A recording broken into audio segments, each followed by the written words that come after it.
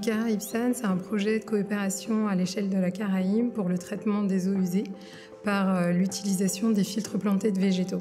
C'est un projet qui est financé par le programme européen Interreg Caraïbes et également l'Agence française pour le développement.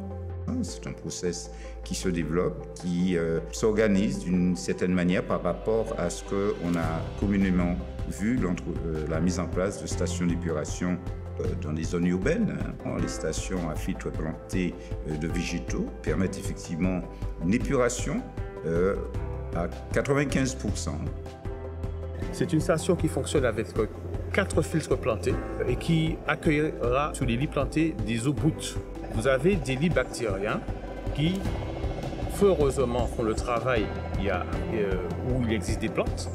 Ces plantes vont croître. Alors, tous les 4 mois, nous serons obligés de les focarder, de les tailler. Sont enlevées les herbes adventices. Très peu d'entretien. Uniquement l'espace vert sera à être effectué une fois par mois.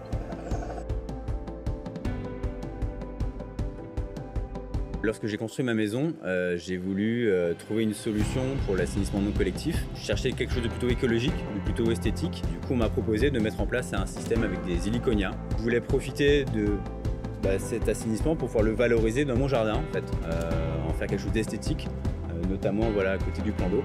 Étant donné que la maison, en fait, elle est juste sous le vent de l'installation non collective, on a pris l'option de faire fonctionner l'installation de nuit. Comme ça ne présente aucune gêne. À noter qu'il n'y a pas de moustiques, pas de mouches non plus dans le filtre. L'inconvénient, c'est que ça nécessite un peu plus de place qu'un système conventionnel. L'avantage, c'est qu'il n'y a aucune vidange à faire. Par rapport à une station classique, j'aurai des boues à enlever. J'aurai des boues à déshydrater. Ici, ce n'est pas le cas. Tous les 10 ans, les lits seront repris et ressablés.